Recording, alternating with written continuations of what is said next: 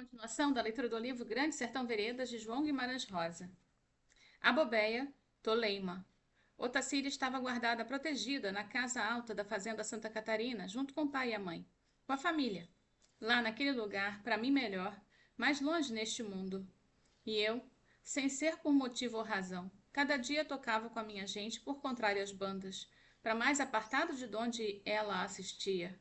Ao cada dia mais distante, eu mais de Adorim, Miriveja. O senhor saiba, de Adorim, que bastava a ele me olhar com os olhos verdes tão em sonhos, e por mesmo de minha vergonha, escondido de mim mesmo, eu gostava do cheiro dele, do existir dele, do morno que a mão dele passava para minha mão. O senhor vai ver. Eu era dois, diversos. O que não entendo hoje, naquele tempo eu não sabia. Máximo que me lembro é de que, na minguante, se estava no veredal das cabeceiras de um córrego, lugar de desmedidas pastagens, adonde os cavalos usufruírem descanso, alá esbarramos e paramos por uns dias. Me lembro. Eu quis escrever uma carta. Essa minha carta eu podia destacar um homem, dos ligeiros. Ele ia, levava em mão, a Otacília, minha noiva, trazia a resposta. O que eu cogitei de escrever era muito singelo. As notícias da minha saúde. Pergunta de como era que ela e os parentes iam passando. Saudações e lembranças. Admiro que achei natural de não falar coisa de minha glória de chefia por horas. Porque, pois... E tive vontade de traçar uns versos também, mas que a aragem não ajudava a deduzir. Era uma sinceridade muito dificultosa. Escrevi metade. Isso é, como é que podia saber que era metade se eu não tinha ainda ela toda pronta para medir? Ah, viu?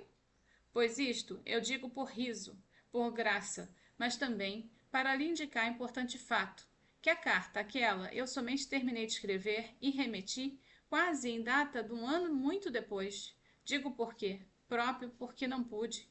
Guarde o senhor.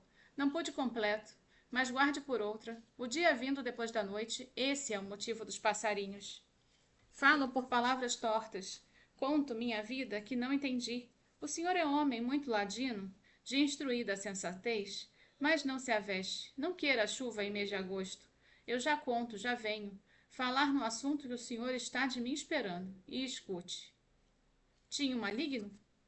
Às vezes penso um boneco de capim, vestido com um paletó velho e um chapéu roto, e com os braços de pau abertos em cruz no arrozal.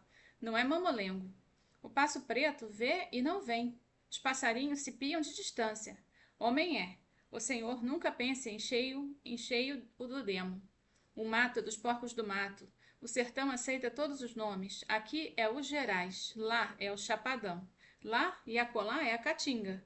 Quem entende a espécie do demo? Ele não fura, rascrava. Demorar comigo ele podia. E o que não existe, de vazio, de se ter, tem força completa demais. Em certas ocasiões, a ele vazio assim, como é que eu ia dizer? Te arreda desta minha conversa. Ao que, pois, o que eu ia pondo na carta era quase que uma ordenada lembrança, a igualzinha repetição daquilo de Diadorim, que ele rezava por mim, Otacília, orações, rezasse, e mas aí houve, amoleci mão antes de coração. Eu não pude diabralmente, desarrazoado, por outras fortes ordens, e então de repente tive vergonha, desgostei de estar querendo escrever aquela carta. Desisti. Guardei na mochila aquela metade. Um homem é um homem. No que vê, no que consome. Ah, não, o Tassilo eu não merecia. De Adorim era um impossível, então eu demiti de tudo. O demo, tive raiva dele, pensei nele, em vezes. O que era em mim valentia, não pensava, e o que pensava produzia era dúvidas de meleios. Repensava no esfriar do dia. A quando é que o sol entrar? Que então até o dia mesmo, por seu remorso? Ou então ainda melhor no madrugal? Logo no instante em que eu acordava, e ainda não abri os olhos, era só os minutos, e ali, durante em minha rede, eu preluzia tudo claro e explicado, assim. Tu vigia, Riobaldo, não deixa o diabo te porcela. Isso eu divulgava. Aí eu queria fazer um projeto. Como havia de escapulir dele, do Temba, que eu tinha mal chamado. Ele rondava por me governar. Mas, não governar por desce, eu não era o urutu branco. Não vinha a ser chefe de nada, coisa nenhuma. Ah, eu carecia de um jeito, de um esperto socorro, para tentear, como sujo, em suas próprias portas, e mediante me pôr livre de fim fatal. De que modo? Mas acontece que o instante entre o sono e o acordado era assaz curto, só perpassava, não dava pé. Eu não podia me firmar em coisa nenhuma. A clareza logo cessava. Daqueles avisos e propósitos, o montante movimento do mundo me delia, igual a um secar. E eu mesmo estava contra mim, e o resto do tempo. Não estava? Todo mundo, cada dia, me obedecia mais, e mais me exaltavam. Com o que peguei aos poucos o costume de pular no átimo da rede, feito fosse de evitar aquela inteligênciazinha benfazeja, que parecia, se me dizer, era mesmo do meio do meu coração. Num arranco, desfazia aquilo, faísca de folga, presença de beija-flor que vai começar e já se apaga. E daí já estava inteirado do comum, das meias alegrias, da meia bondade, misturada de maldade e meio. Agora levantava, puxava e arreava meu ciruís, cavalo para alvoradas, e saía sozinho. Sair na escuridão, o senhor sabe, aqueles galhos de árvores batendo na cabeça da gente, sempre eu ia até longe. Quando voltava, encontrava o pessoal se aprontando, café já coado, cavalaria em fila para a viagem. Uma vez, ainda mais longe fui do que nas outras, e dei com Lázaro. Ele se achava como que tocaiando no alto de uma árvore, por se esconder, feito uma cobra araramboia. Quase levei um susto, e era um homem em chagas nojentas, leproso mesmo, um terminado. Para não ver coisas assim, jogo meus olhos fora. Promovi meu revólver. Aquele de repente se encolheu, tremido, e tremeu tanto depressa que as remagens da árvore enroscaram um rumor de vento forte. Não gritou, não disse nada. Será que possuía sobra de alguma voz? Eu tinha de esmagalhar aquela coisa desumana. De um fato, na hora me lembrei. Do que tinham me contado de vez que em o Medeiro Vaz avistou um enfermo desses no goiabal? O homem tinha vindo lamber a língua das goiabas, as goiabas maduras, por uma e uma no pé, com o fito de transpassar o mal para outras pessoas, que depois comessem dessas. Uns assim fazem.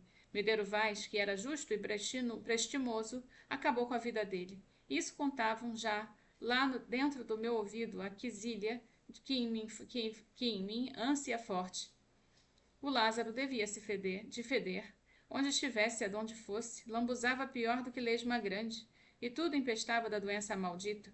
A arte de que as goiabas de todo Goiabal viraram fruta peçonhenta, e deu dar no gatilho, lei leal essa de Medeiro Vaz. O Guaimoré xinguei, e gritei pulhas. Acho que insultava era por, de certo modo, retardar o meu dever. Ele não respondeu, e ante mim, assim, ninguém não responde, mas fincava de me olhar. Ah, ele tinha 2 olhos no meio das folhas das folhagens, muito coitado ele era. O senhor esteja de acordo, mas aí foi que vi e repeli o que é o ódio do leproso. Na cabeça daqueles olhos eu armei minha pontaria, e ouvi o vir de um cavaleiro. Esperei. Não dissessem que eu tinha baleado a traição maldelazento, com escondidos de não ter testemunhas. Quem vinha? Em já madrugada amanhã, tudo clareado, reconheci. Diadorim. Embolsei a arma sem razão. Diadorim me perseguia? Vigia, Diadorim. Tu pone por este? Eu havia de indagar, apontando o escondo do leproso. Estou aqui, te vejo e é você, Riobaldo. Ele ia dizer, Riobaldo nem tem tento. A imaginação dessa conversa eu pensei de relance, como uma brasa chia em dentro de vasilha d'água. Assim, estremeci, eu ente. Porque do bafo mesmo da minha ideia, vã, eu estava catando tal anúncio de acusação. Tu traz o renegado, e eu e ele, o D. Então, num sutil, podia mesmo ser que ele quisesse estar tomando conta de mim. Aí nem nunca nem. Eu rosnei riso. Espinoteei da cela, feito acordado de um cochilo de cão. E Diadorim tropeava chegando. Mas eu virei rédea e roseteei, com brado, meu animal comprido, rompemos em galope, que era um abismo. E Diogo, Dianho, e Diogo, Dião. Retos fomos, desabalando que um quarto de légua, quase por doidejo, nós três, que eu pensei. E esbarrei, portanto, meu cavalo sacudiu o pescoço todo.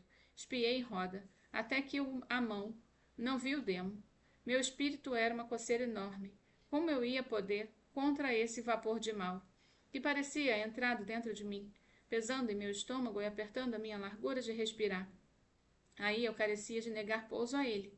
A nega eu quis. Como olhei de Adorim estava colar, estacado, parado no lugar, perto da árvore do homem. Por certo, ele tinha enxergado a coisa viva e estava desentendendo o meu espaço, esses desatinos. Contemplei de Adorim daquela distância, montado sempre teso de consciência. Ele me parecia mais alto de ser e não bulia por mim avistado. E o Lázaro? Ah, que se espertasse, que fugisse, para não falecer. Que é que adiantava de que aquela hora os passarinhos cantassem, acabando de amanhecer o campo sertão, e enquanto sobejasse de viver um Lázaro assim, mesmo muito longe, neste mundo, tudo restava indoente e perigoso, conforme homem tem nojo do humano. Condenado de maldito por toda a lei, aquele estrago de homem estava remarcado, seu corpo sua culpa, senão então, por que é que ele não dava cabo do mal, ou não deixava o mal dar logo cabo dele? Homem, ele já estava morto. Que o que de Adorim dissesse que aquele homem leproso era meu irmão igual, criatura de si, eu desmentia. Como era que, sabendo de um Lázaro assim, eu ia poder prezar meu corpo por Diadorim, por Otacília, e eu não era um urutu branco. Chefe, não era para arrecadar vantagens, mas para emendar o defeituoso. Esporei voltando, não sou do demo e não sou de Deus. Pensei bruto que nem se exclamasse, mas exclamação que havia de ser em duas vozes. Em muito diferente de outra, eu vim feito. Tornei a empunhar o revólver, mas completei eu mesmo aquilo que Diadorim de certo ia me responder.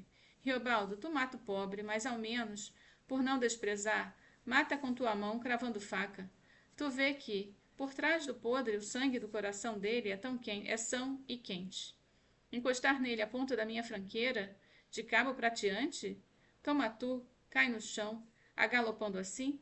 Joguei fora meu revólver, ou foi um ramo de rompegibão que rolou arrancando a arma do meu pulso. Cheguei, esbarrei, meu cavalo tão airoso, batia a mão, rapava ele num bufo de burro. Vi de Adorim, mas o leprento tinha ganhado para se ir, graças que não assistia à reação dele, de certo descendo às pressas, escapando de gatas das moitas de feijão bravo. Desse tipo de cansaço enorme, pode que seja por não saber se matava ou não matava, caso ele ainda estivesse lá, do leproso. Mas de Adorim, conforme diante de mim estava parado, reluzia no rosto com uma beleza ainda maior, fora de todo comum. Os olhos, vislumbre meu, que cresciam sem beira, de um verde de outros verdes, como de nenhum pasto, e tudo meio se sombreava, mas só de boa doçura. Sobre o que juro ao Senhor, de Adorim nas asas do instante, na pessoa dele vi, foi a imagem tão formosa da minha Nossa Senhora da Badia, a Santa. Reforço dizer que era belezas e amor, com inteiro respeito e mais o realce de alguma coisa que o entender da gente por si não alcança. Mas repeli aquilo, visão arvoada, como que eu estava separado dele por um fogueirão, por alta de cerca de achas, por profundo ovalo, por larguez enorme de um rio em enchente. De que jeito eu podia amar um homem, meu de natureza igual, macho em suas roupas e suas armas, espalhado rústico em suas ações? Me franzi, ele tinha culpa, eu tinha culpa. Eu era o chefe, o sertão não tem janelas nem portas, e a regra é assim, ou o senhor bendito governa o sertão, ou o sertão maldito vos governa. Aquilo eu repeli.